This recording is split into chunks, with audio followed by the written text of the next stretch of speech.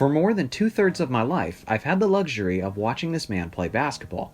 Half man, half amazing, Vince Carter was the person who put Toronto basketball on the map and helped define an era of incredible NBA legends. One of the unfortunate and less talked about aspects of this pandemic is how Vince Carter sort of low-key retired just moments after the NBA was shut down.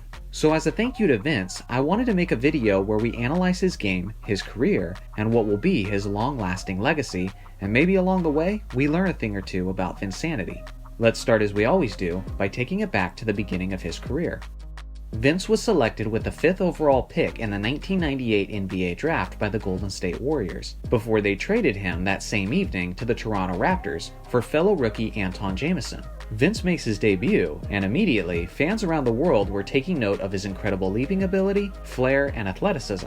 Shortly after that, a league and media hungry and desperate for a new face of the league start making all the Michael Jordan comparisons. Vince had many skills offensively, and it led him to an impressive rookie campaign as he averaged 18.3 points, 5.7 rebounds, 3 assists, 1.1 steals, and 1.5 blocks on 45% shooting. Good enough to be that season's Rookie of the Year winner, ahead of the likes of Paul Pierce, Dirk Nowitzki, and Anton Jamison. Regardless of his solid first season, the still young Raptors franchise were yet to make their first playoff berth. But that would soon change as Vince was heading into his breakout season. As a 23-year-old in only his second year in the league, he played all 82 games and put up numbers of 25.7 points, 5.8 rebounds, 3.9 assists, 1.3 steals, and 1.1 blocks on 46.5% shooting. He also shot an extremely impressive 40.3% from three-point range. Midway through the season, Vince put on possibly the most iconic dunk contest performance in league history, a key factor in why he's widely considered the greatest dunker the NBA has ever seen. With Carter leading the way, Toronto made it to the playoffs with a 45-37 record before they were eliminated by the New York Knicks. At the time, there were plenty of reasons to be optimistic about the future of this team, and it appeared as if they would soon be perennial contenders in the Eastern Conference. But in that offseason, much of that promise was ruined as Tracy McGrady departed for the Orlando Magic, a move that McGrady has since said that he regrets making. On top of that, Kobe Bryant said just a couple years ago that if Vince Carter and Tracy McGrady would have stuck together, they would have won championships. That's a pretty remarkable comment for Kobe to make, considering the fact that those seasons from Carter and McGrady would have overlapped with the years Kobe and Shaq won their first 3 titles. With McGrady gone, Carter would have to lead the Raptors on his own, but before he would do that, he would have to lead his country in the Olympic Games. And that's where this famously happened. Again, another aspect of why I see him as the greatest NBA dunker of all time. As amazing and as iconic as this single dunk was, it's easy to overlook that this was just one play of a heroic summer from Carter. Team USA won the gold this year, and the very next time they would be in the Olympics, they would fall short. One of the major differences between the winning USA team and the losing USA team was the fact that Carter was only on the winning squad. On their way to the gold, Vince led the team in minutes played, he was second in three-pointers made, and he was by far the team's leading scorer with an entire 4-point average ahead of second place, who was Kevin Garnett. Freshly off of his awesome Olympian performance, Vince was ready to get back at it with the Raptors, and he continued to dominate. In his third year, Vince had possibly his best season, averaging 27.6 points, 5.5 rebounds, 3.9 assists, 1.5 steals, and 1.1 blocks on 46% shooting from the field and 40.8% from three-point range. This led the Toronto Raptors to have their best record in franchise history, finishing at 47-35, but Carter and the Raptors were not done yet. In the first round of the playoffs, they were in a best-of-5 series with the New York Knicks, and after 5 hard-fought games, the Raptors were moving on to the second round. The 2001 Eastern Conference semifinals would be a 7-game matchup between Carter and the Raptors and the MVP Allen Iverson and his 76ers. This would be one of the greatest playoff series of all time, as both superstars were leading their teams with epic individual performances. Carter's best outing was in Game 3, and it was arguably one of the greatest playoff performances of all time. He was hitting basically everything, as he poured in 50 points, 7 assists, 6 rebounds, and 4 blocks on 65% shooting. He also made 9 of his 13 three-point shots, which is a remarkable 69%. At the time, his 9 three-pointers was the NBA record for the most three-point shots ever made in a playoff game. Unsurprisingly, the Raptors blew out the Sixers that game.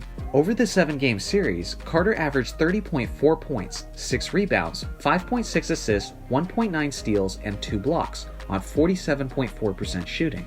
With Vince and Iverson continuing their elite play, it all led up to the final moment of Game 7. 2 seconds left, ball being inbounded by the Raptors, and they're down by 1 point. The crazy thing is, this situation was just like the one last year with Kawhi Leonard's epic last shot. Eastern Conference semifinals between the Raptors and 76ers, Game 7, and it all comes down to the final shot. The only difference is Kawhi made his shot. Carter did not.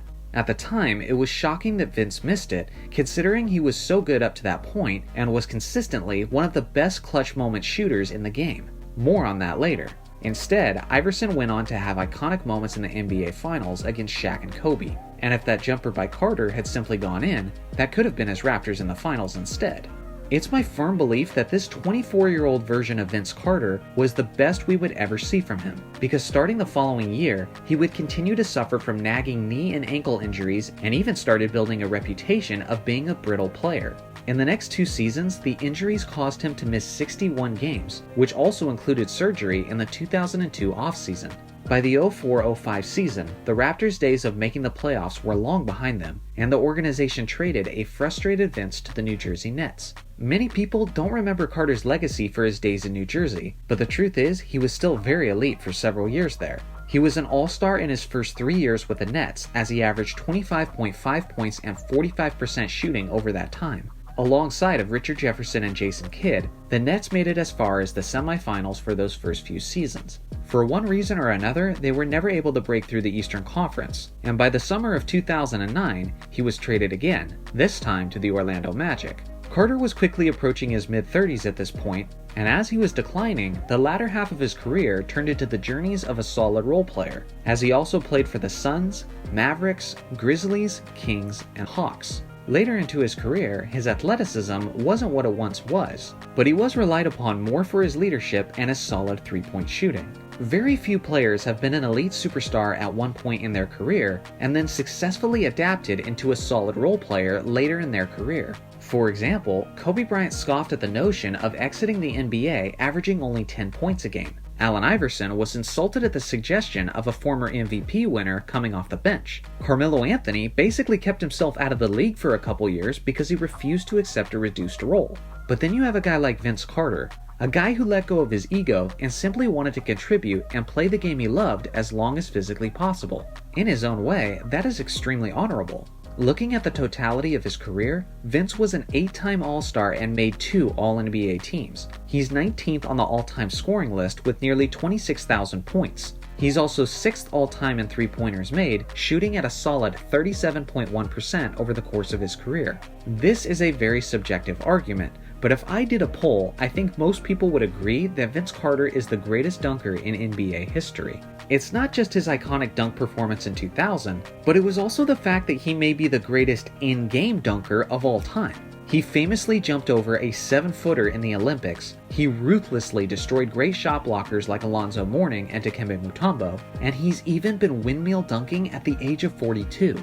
Having the title of greatest dunker ever is impressive enough in itself, but let's understand, he was so much more than just that. He was a legitimate all-around superstar who could have won championships if circumstances had played out just slightly differently.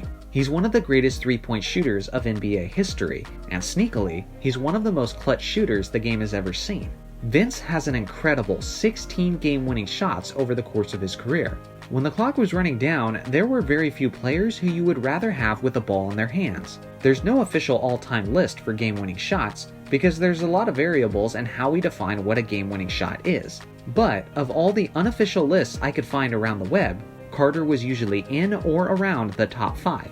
If we truly have seen the last game from Vince Carter, I want to say thank you to him, and what a career it was. Let me know in the comments section how good Vinsanity was in your own words. Also let me know if you think McGrady and Carter would have won championships if they had stuck together. Thanks for watching as always, make sure to like and subscribe for more NBA content, and I'll see you guys in the next video.